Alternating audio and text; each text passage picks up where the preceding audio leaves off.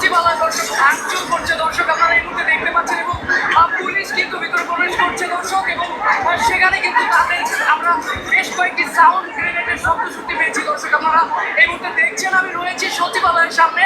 HSC যারা শিক্ষার্থীরা রয়েছেন তারা কিন্তু কিছুক্ষণ আগে এখানে সচিবালয়ের গেট ভেঙে কিন্তু ভিতরে প্রবেশ করেছিলেন, এবং আমরা এখানে দেখতে পেয়েছি পুলিশও কিন্তু ভিতরে প্রবেশ করেছে, এবং এখন কিন্তু এখানকার পরিস্থিতি দর্শক উত্তপ্ত পরিস্থিতি তৈরি হয়েছে। বেশ কয়েকদিন যাবৎ এমপিওভুক্ত শিক্ষকরা তাদের কিছু ন্যায্য দাবি নিয়ে বাংলাদেশের রাস্তায় তারা মানববন্ধন করতেছে।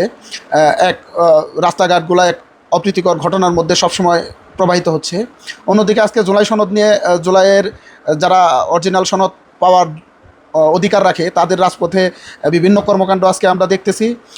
এইমাত্র আমরা আরেকটা নিউজ পেলাম, যেটা হচ্ছে যে এই যে শিক্ষার্থীদের যে ফেলের বিষয়টা গরমভাবে আসছে, তারাও এইমাত্র সচিবালয়ের দিকে ঢুকতেছে। দেশে একটা সেকেন্ডের জন্যও আন্দোলন ছাড়া আসলে কোনোভাবেই একটা দিন পার হচ্ছে না।